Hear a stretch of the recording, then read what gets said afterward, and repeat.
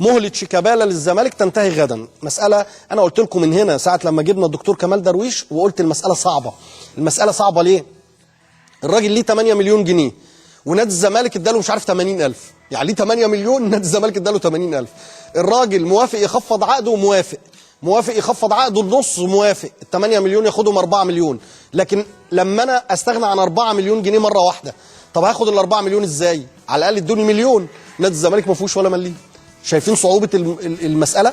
فواحد بيطلب مليون جنيه وهو اصلا واخد 80,000، فمسألة غاية في الصعوبة، مش عارف هيحلوها ازاي. تنتهي غدا السبت المهلة اللي منحها محمود عبد الرازق شيكابالا لمجلس إدارة نادي الزمالك لصرف مستحقاته.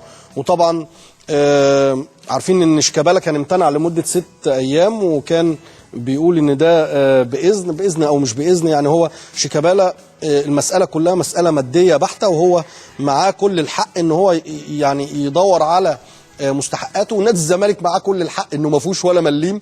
فهجيب لك منين؟ مساله غايه في الصعوبه. اشوف ان الحل في حل والله ممكن جالي دلوقتي على طول كده.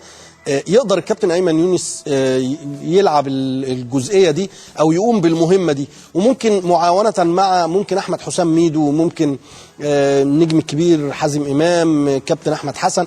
يعني في نجوم لعبوا لنادي الزمالك ويقدروا يساعدوا. انا ممكن اجيب له حق رعايه اعلانات.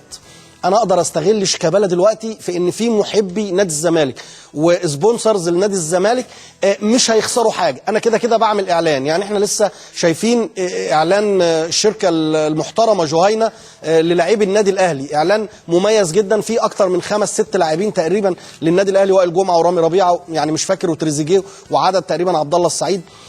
هنا ده حل سحري. انا ممكن اخد شيكابالا اروح لمحبي نادي الزمالك من اصحاب المنتجات الكبيره طبعا، يعني يا سلام لو يبقى براند نيم او يبقى حاجه اسم كبير، واقدر اعمل عقد لشيكابالا يعمل اعلان، يعمل 2، يعمل عقد رعايه احتكار لسنه لسنتين، وبالتالي اطلع من المزنق ده. يبقى انا السبونسرز ده او السبونسر ده بيحط قيمه لشيكابالا بيدفعها له دلوقتي، وابقى انا حليت المشكله الماليه لشيكابالا، ونفس الوقت صاحب المنتج ده هياخد بيه منتج كده كده وهو يعمل اعلان.